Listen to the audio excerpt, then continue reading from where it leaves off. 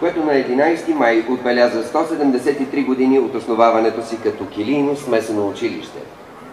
Стихотворението "Аз съм българче" от Иван Вазов ще изпълнят Анна Алексиева и Борис Христов, ученици от първи А клас на Националното музикално училище Любомир Пипков, София.